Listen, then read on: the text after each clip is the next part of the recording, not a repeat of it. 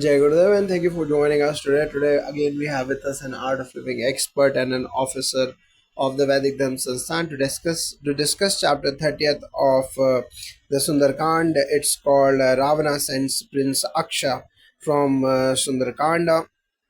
So, what happens in the chapter where Ravana sends Prince Aksha to battle Hanumana? Yes, when Ravana hears about Hanuman's devastation in Lanka, he sends his mighty son Akshakumara to confront him. Aksha, valorous and youthful, rides out with divine weapons and a celestial chariot. A fierce battle ensues in the skies with Hanuman evading every strike gracefully. Finally, Hanuman smashes Aksa's chariot and hurls him to death, ending the fight. This act signifies divine justice over egoic aggression. Hanuman, though peaceful by nature, becomes ferocious in upholding dharma. So, how does this battle symbolize inner conflicts in our modern lives? Yes, Aksha represents unchecked ambition and ego, while Hanumana stands for awakened consciousness in modern life. We are often attacked by thoughts like pride, doubt, or stress. When we practice Sudarshan Kriya, Pranayama, or meditate regularly, we invoke our inner Hanuman, a calm yet powerful presence that deflects negativity. His Holiness Gurudev Shri Shri Ravi Shankarji teaches that true strength lies in stillness, like Hanuman calmly yet firmly defeated Aksa. We must dissolve our inner enemies with grace and strength through yogic wisdom. Now, can you explain the significance of the stories as verses from the Sundarkanda? Yes, the Sanskrit verses describe Aksha's shining armor, galloping chariot, and divine weapons. The poet highlights his youthful exuberance and Hanuman's measured power. Verses like Ya Yuddham Sumhad Ghauram Chakre Vanare Punangavaha. Hanuman created a fierce battle are metaphors for the epic clash between higher awareness and ignorant valor. The shloka use sound to awaken mental clarity, which is why chanting or listening to these verses with devotion purifies karmic impressions or samskaras and energizes the mind. How can performing Anjaneya Homam connect us to this episode's energy? Yes, Anjaneya Homa invokes Hanuman's divine courage, intelligence, and strength. In this story, Aksa is an embodiment of egoic authority, while Hanuman represents humility rooted in cosmic strength. Participating in the Homa removes deep fears and self doubt. As the sacred fire absorbs the offerings, it symbolizes Hanuman destroying negativity. Like Aksa, Gurudev often emphasizes that fire rituals create subtle energy fields that support inner transformation. To the Anjaneya Homam, we align with Hanuman's fearless service to Dharma. Now, what lesson does Akshay Kumar's defeat hold for spiritual seekers? Aksa's downfall shows that arrogance, even when masked as valor, leads to destruction.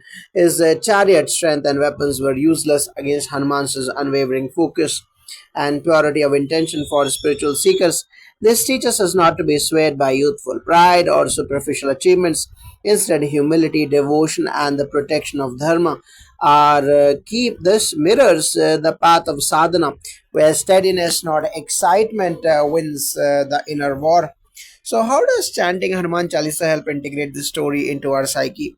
Hanuman Chalisa is a mantra based psychological anchor. Lines like Bhoot Pisach Nikat Nahi Aave help remove unseen energies like Aksasa symbolic negativity. Daily chanting reinforces courage, clarity, and protection. When we recite it mindfully, each verse resonates with stories like this, awakening the strength to overcome inner aksas. Gurudev often says that repeating divine names fills the subtle body with sattva, making us resilient, joyful, and strong. The Chalisa becomes our chariot of light, just like Hanuman's leap across Lanka.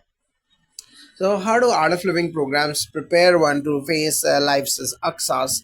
Through Sudarshan Kriya, Sehat Samadhi meditation, and wisdom sessions, one gains inner steadiness. Aksa symbolizes sudden attacks, stress, failure, ego clashes.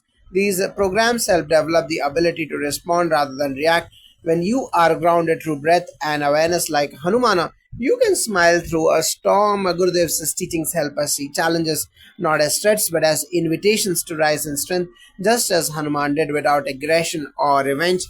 What Vedic rituals support the energy of Hanuman in this phase of Sundarkanda? Yes, rituals like Hanuman Abhishekaram or Hanuman Kavach Path or Gayatri Japa strengthen one's prana or life force. They mirror Hanuman's boundless energy. During the Aksa episode, Upanayana and Agnikaram introduce one to the discipline of daily Sandhya Vandanam, which creates inner clarity, the same clarity that empowered Hanuman to act decisively. These rituals align us to cosmic intelligence, making our actions purposeful and precise, like Hanuman's in this battle.